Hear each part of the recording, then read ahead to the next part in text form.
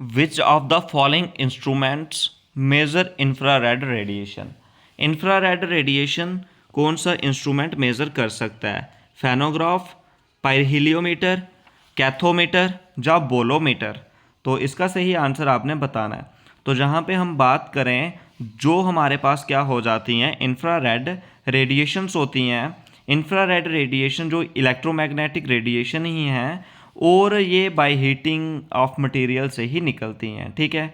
और इसके साथ बात करें, जो बोलोमीटर डिवाइस है वो मेज़र करता है इसकी जो रेडिएशंस की स्ट्रेंथ होती है। इंफ्रारेड की रेडिएशंस कौन मेज़र करता है? बोलोमीटर, ठीक है। ये आपने याद रखना है, बोलोमीटर आपके लिए काफ़ी इंपॉर्टेंट हो जाएगा, ठीक है। काफ़ी इंपॉर्टेंट क्वेश्चन है। Which of the following device is use to measure the intensity of light. तो इंटेंसिटी ऑफ लाइट कौन मेज़र करता है? लक्स मीटर, आल्टीमीटर जो मेज़र करता है आल्टीट्यूड, मैनोमीटर मेज़र करता है प्रेशर ऑफ गैस, इंक्लिनोमीटर जो मेज़र करता है इंक्लिनेशन, ठीक है। तो इसका सही आंसर हो जाएगा लक्स मीटर जो मेज़र करता है इंटेंसिटी ऑफ लाइट, ठीक है। आपके लिए काफ़ी इंपॉर्टेंट सेशन हम डेली बेस पे डिस्कस करते हैं। ये हमारे लिए जो भी कुछ इंपॉर्टेंट क्वेश्चंस होते हैं जो हम डिस्कस करने वाले हैं डेली बेस पे, आपके लिए काफ़ी इंपॉर्टेंट सेशन हम डिस्कस ला रहे हैं और कॉन्टीन्यूसली इनको ला रहे हैं। Which of the following device convert heat energy into electrical energy. Heat energy से इलेक्ट्रिकल एनर्जी में कौन सा डिवाइस कन्वर्ट करता है? Thermo electric generator, ammeter, hydrometer या वोल्टमीटर। तो इसी में हम बात करें, जो हमारे पास थर्मो इलेक्ट्रिकल जनरेटर है वही एक जनरेटर का टाइप है जो कन्वर्ट करता है, थर्मो मतलब हीट एनर्जी को इलेक्ट्रिकल एनर्जी में अपनी जंक्शंस में। और इसी फिनोमिना को हम बोलते हैं सी बैक इफेक्ट।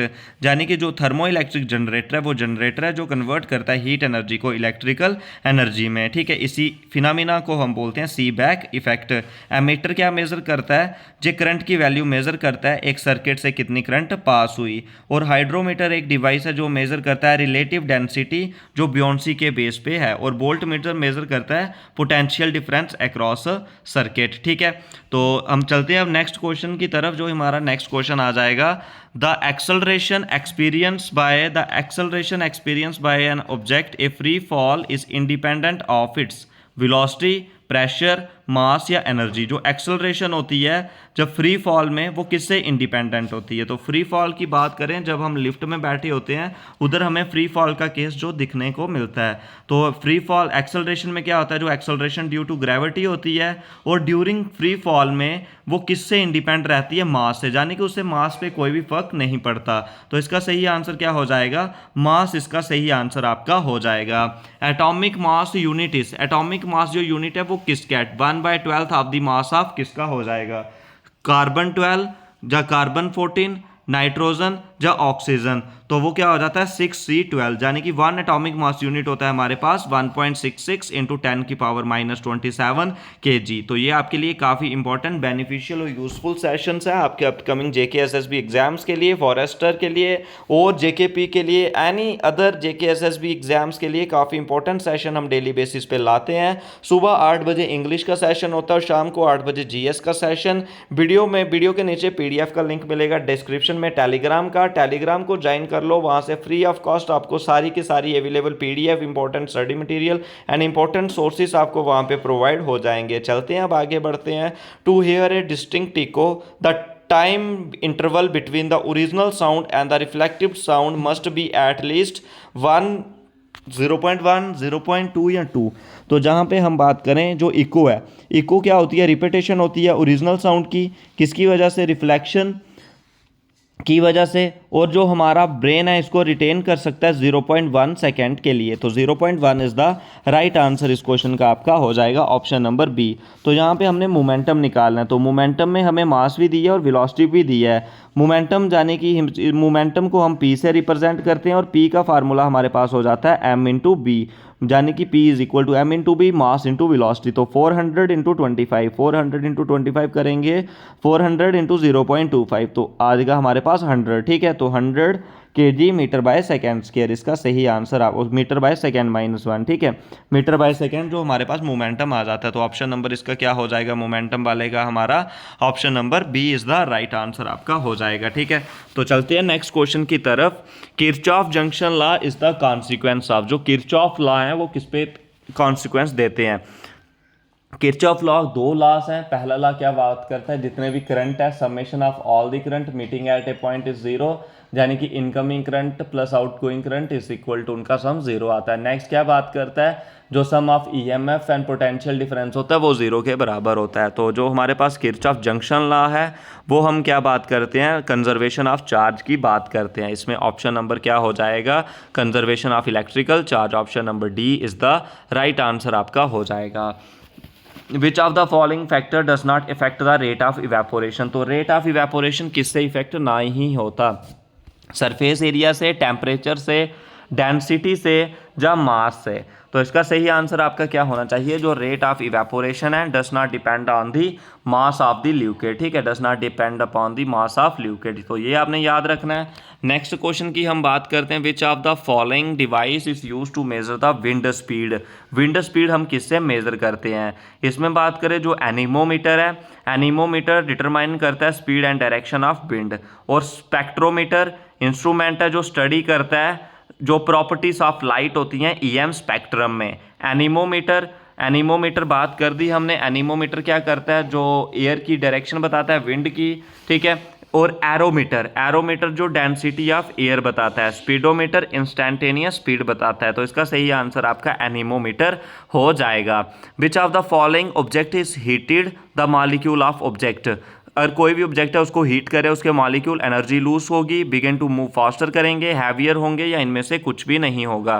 तो यहाँ पे हम बात करें, जब भी हम किसी ऑब्जेक्ट को हीट करते हैं वो मूविंग फास्टर करना स्टार्ट कर सकते हैं, और उसमें जो वेलोसिटी होती है, जिस वेलोसिटी को हम बोलते हैं root mean square velocity of molecule, तो वो क्या हो जाते हैं, एक्साइट हो जाते हैं, और उनमें काइनेटिक एनर्जी इंक्रीज होती जाती है, और जिसकी वजह से वो फास्ट चलना स्टार्ट कर जाते हैं, ठीक है।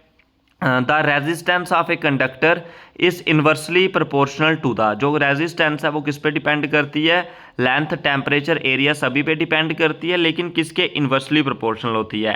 रेजिस्टेंस की बात करें, जो directly proportional to the length, directly proportional to the temperature, और inversely proportional to the area of cross section. जो प्रॉपर्टी होती है एक कंडक्टर की जिसमें रुकावट आती है करंट के रास्ते में, उसी को हम बोलते हैं रेजिस्टेंस। इसका एसआई यूनिट हो जाता है ओम, ये आपने याद रखना है।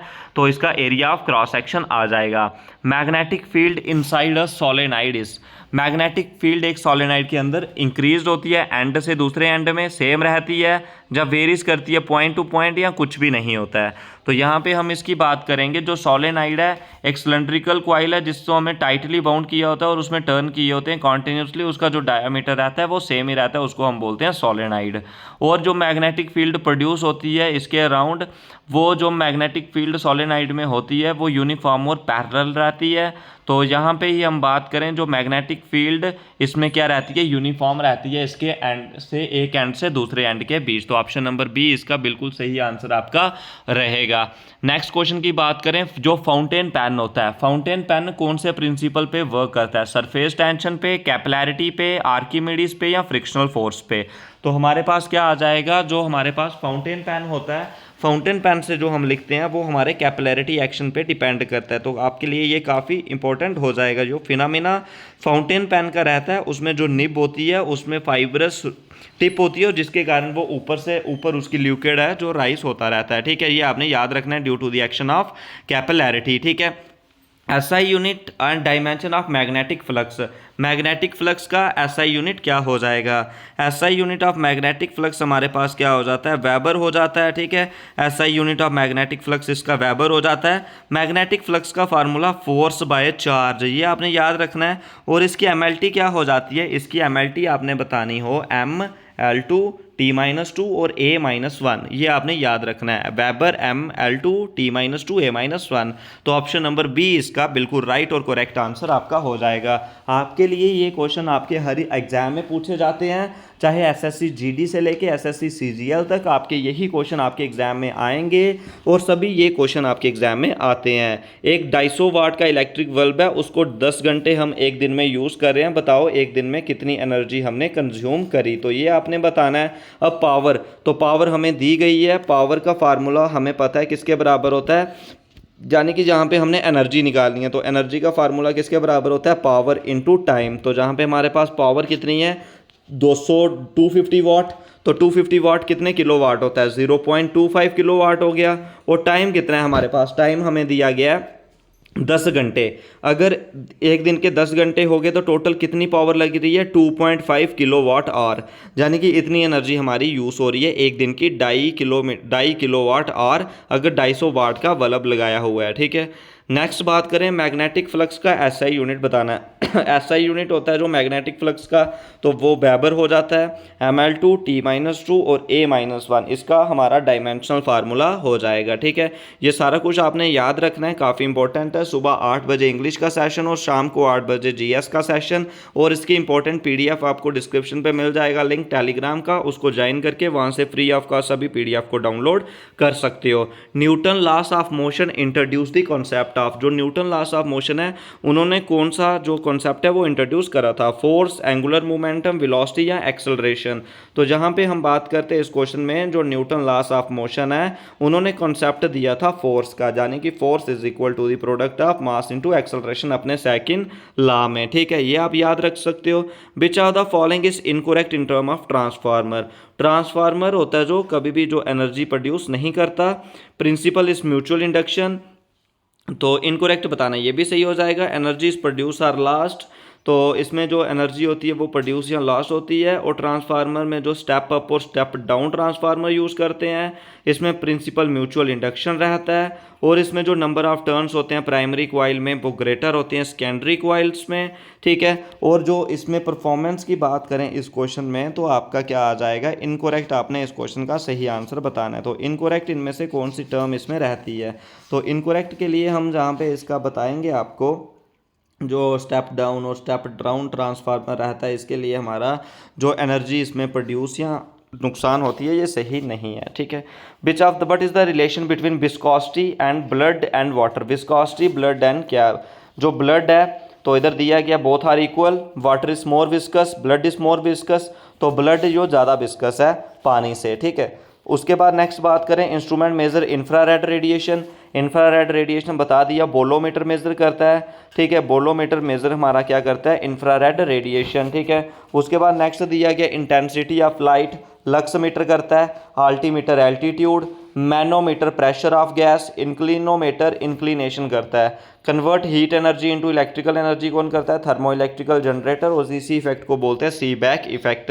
नेक्स्ट क्वेश्चन है jet plane work on the principle of, जो जेट प्लेन है किस प्रिंसिपल पे वर्क करता है, जो जेट प्लेन होते हैं किस प्रिंसिपल पे वर्क करता है, ये करता है Newton third law of motion पे काम करता है। ठीक है, तो ऑप्शन नंबर इसका बी से ही आंसर हो जाएगा। इसके साथ आपको आंसर की भी इसकी प्रोवाइड करी गई है। तो ये आपके लिए कुछ इंपॉर्टेंट क्वेश्चंस थे जो हम डेली बेस पे डिस्कस करते हैं। अगर इनके रिगार्डिंग कुछ डाउट्स हों तो कमेंट सेक्शन में ज़रूर पूछें। आज के इस वीडियो में बस इतना ही। चैनल से फर्स्ट टाइम जुड़े हो तो सब्सक्राइब कर लीजिए। इसी तरीके के क्वेश्चन आपके एग्जाम में पूछे जाते हैं, चाहे JK SSB का हो या कोई भी लेवल का आपका एग्जाम हो, GS आपके लिए इसी टाइप की आएगी और इंपॉर्टेंट क्वेश्चन सभी ये यहाँ पे डिस्कस आपके साथ करेंगे। तो आपके लिए ये सेशन काफ़ी इंपॉर्टेंट, बेनिफिशियल और यूज़फुल है। आपको इन्हीं में से क्वेश्चंस आपके एग्जाम में जो डेली बेस पे पूछे जाएंगे। तो आज के इस वीडियो में बस इतना ही।